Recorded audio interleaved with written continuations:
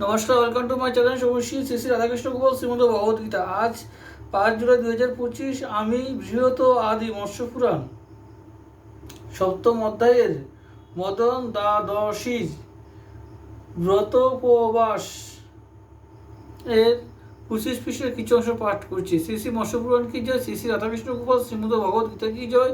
রাধাকৃষ্ণ রাধাকৃষ্ণ রাধাকৃষ্ণ।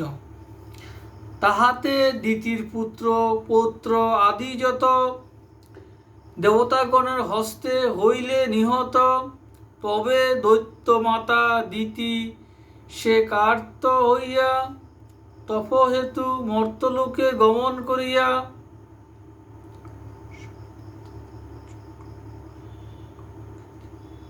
সামন্ত পঞ্চকক্ষেত্রে একান্ত অন্তরে অতীব কঠোরভাবে তপ শুরু করে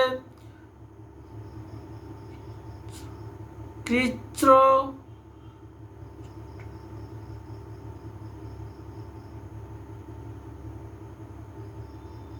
চান্দ্রায়ণ আদি ব্রতের সাধনে শতবর্ষ রহিলেন ঐকান্তিক মনে।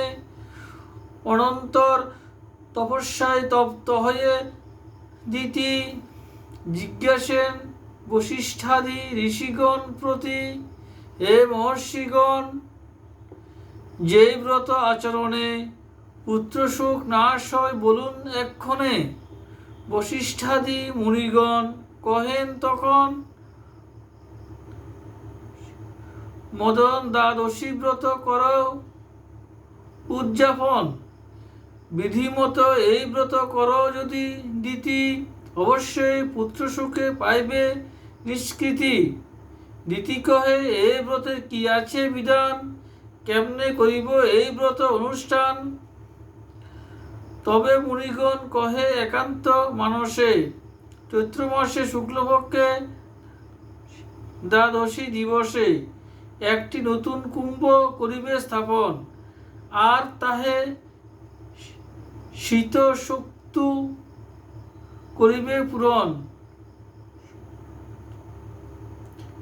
বস্ত্র যুগ্ম দ্বারা কুম্ভ করি আচ্ছাদিত, শ্বেত চন্দনের দ্বারা করিবে চর্চিত।